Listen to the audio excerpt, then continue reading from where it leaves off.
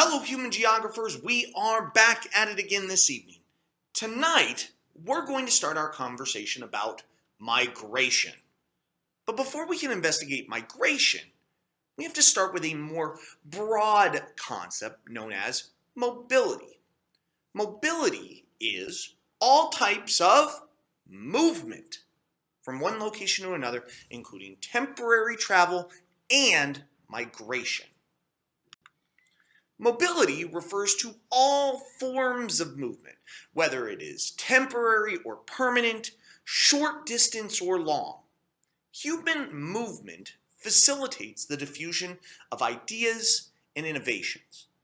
When that movement is long-term or permanent, it is known as migration, or a form of relocation diffusion involving the permanent or relatively permanent relocation of an individual or group to a new place of residence. When that permanent movement crosses a political boundary, particularly an international boundary, we use the terms emigration and immigration. Emigration is migration from a location, also known as out-migration. I remember emigration as e-migration or exit migration.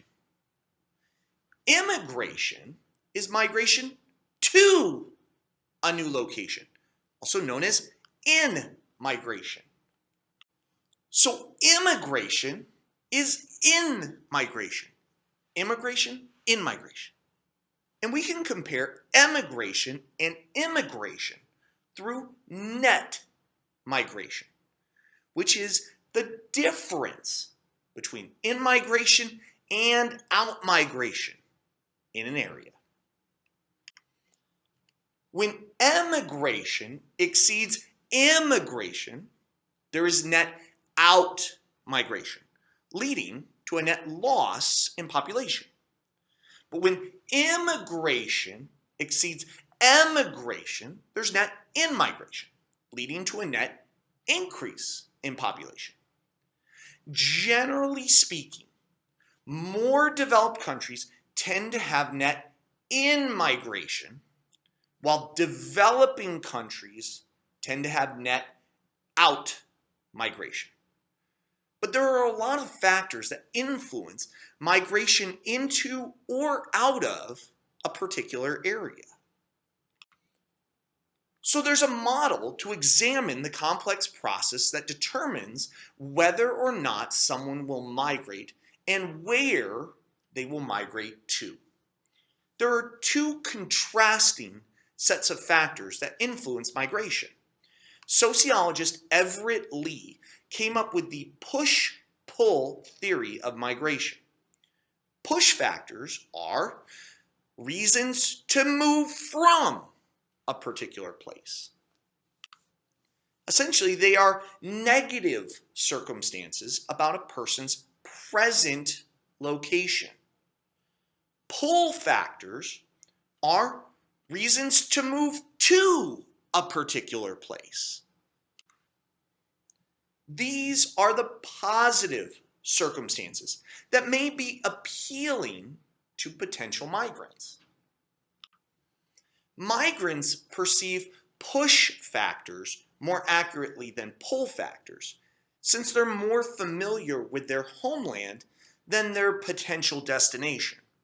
But push factors are also more important in triggering the desire to migrate. But a potential migrant must believe that the expected benefits of migration outweighs the difficulties of moving. We're going to examine these factors in greater detail in just a moment. The reality is that the process of moving can be challenging as well. As migrants move from their origin point to their destination, they will often encounter intervening obstacles, which are an environmental or cultural feature of the landscape that hinders migration. Migrants have to overcome these obstacles to reach their destination. These obstacles could be mountains or bodies of water or the physical distance between the origin and destination.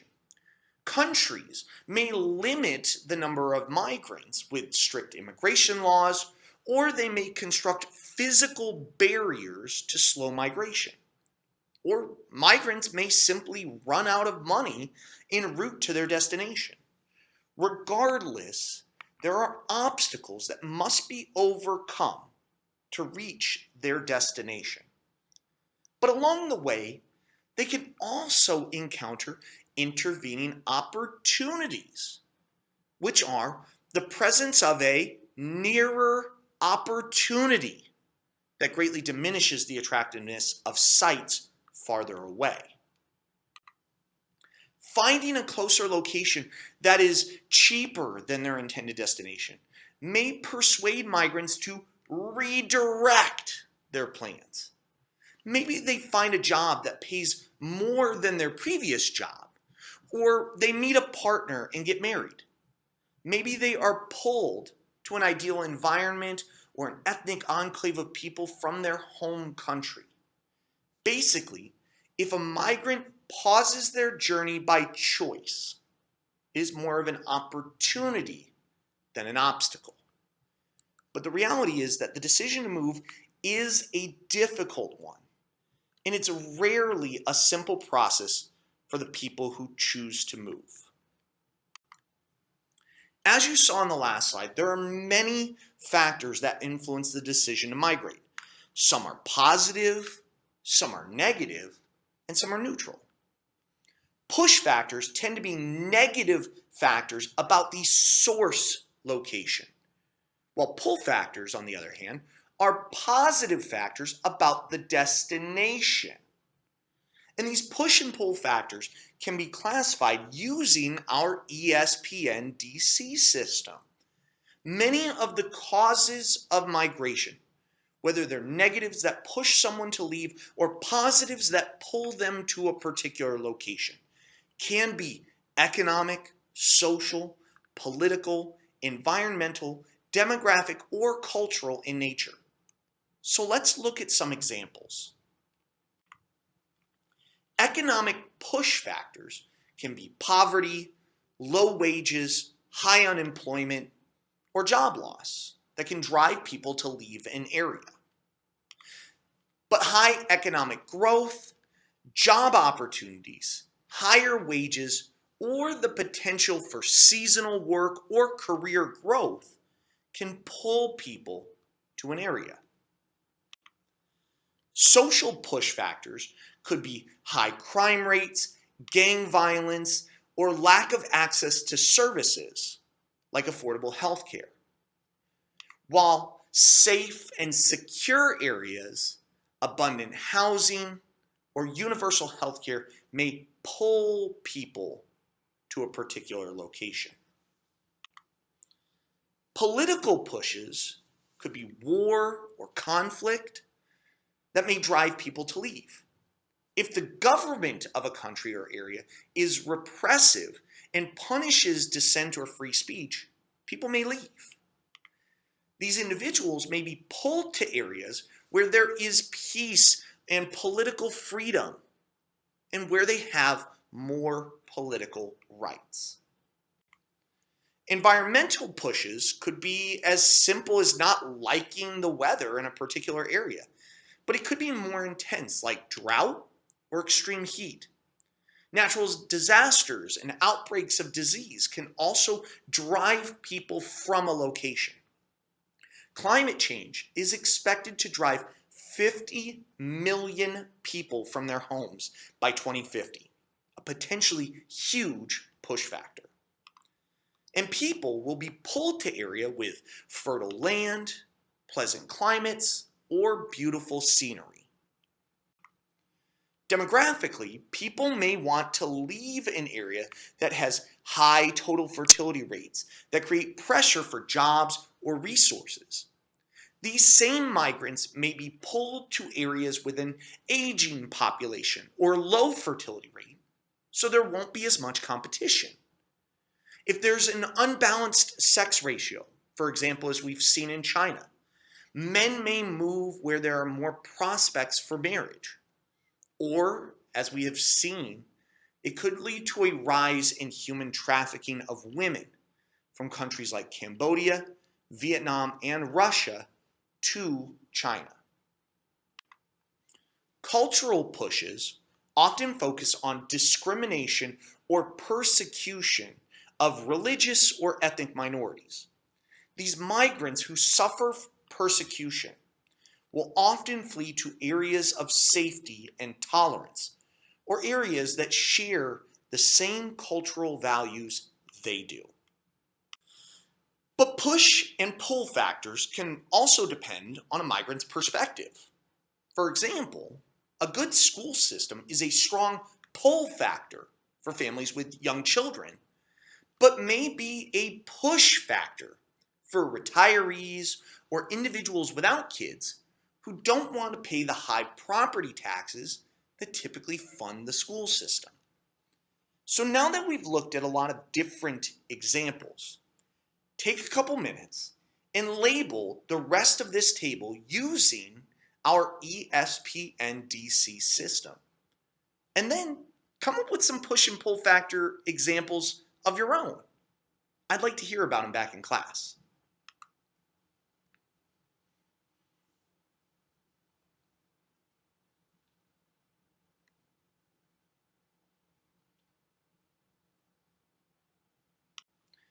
So using these factors that influence migration, a sociologist named Ernst Ravenstein developed a series of laws of migration.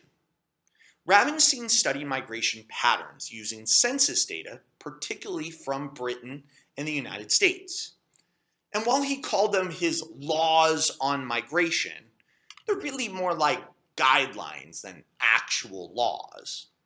They're patterns, they're trends that existed in the 19th century when Ravenstein wrote his book, Laws of Migration. So let's take a look at them. The first law is that migrants typically go a short distance. The second law is that migrations proceed in stages, what we will later define as step migration. The next law states that if migrants go a long distance, say to another country, they're going to be drawn to big cities, centers of commerce and industry. This forms the basis for a concept known as the gravity model, because bigger cities offer more opportunities than smaller cities or towns. Again, this was especially true at the time that Ravenstein was writing, because cities in England and the United States were industrialized and offered a lot of jobs in factories. So there was a huge migration from rural areas to urban areas. The next law states that every migration stream produces a counter stream. For example, as people move from rural areas into urban areas will become overcrowded, and those who can afford it will move to less densely populated areas. So the initial migration stream produced another migration stream. Ravenstein's fifth law stated that urban dwellers are less migratory than rural people. But additional research has shown that this was not true during Ravenstein's life and isn't true now either. The sixth law of migration is that women tend to migrate more within their native country, but men are more likely to make international moves. And generally, this remains true. Migrant workers from countries in South Asia, like Bangladesh, will move to Middle Eastern countries such as Qatar and the United Arab Emirates. Okay? And they are predominantly male, as we can see in this population pyramid for the UAE. However, counterexamples also exist. Many women from the Philippines have moved to South and East Asia for work. The next law deals with the demographic characteristics of migrants. Basically, adults are more likely to migrate, but families are less likely to migrate. Generally, younger adults are the most migratory. Migration peaks at age 25 as people finish college and begin to transition into the full-time labor pool. In addition, many young people may begin to get married, at which point they become less migratory, especially once children come.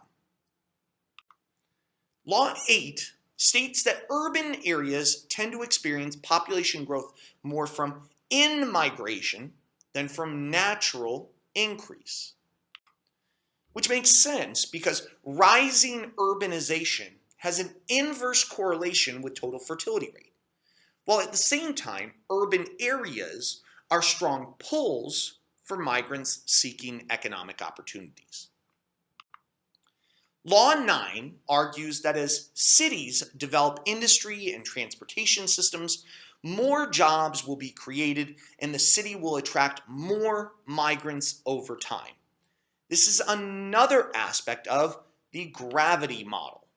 Increasing size means stronger pull. Almost done, the 10th law of migration states that the direction of migration flows from rural areas to urban areas. And finally, and perhaps most importantly, the final law states that the primary motive for migration are economic factors. Look back over our notes and notice how much of our conversation centered on jobs or money. Economic factors are the primary driver of migration, both in the 1880s when Ravenstein made his laws, as they are today.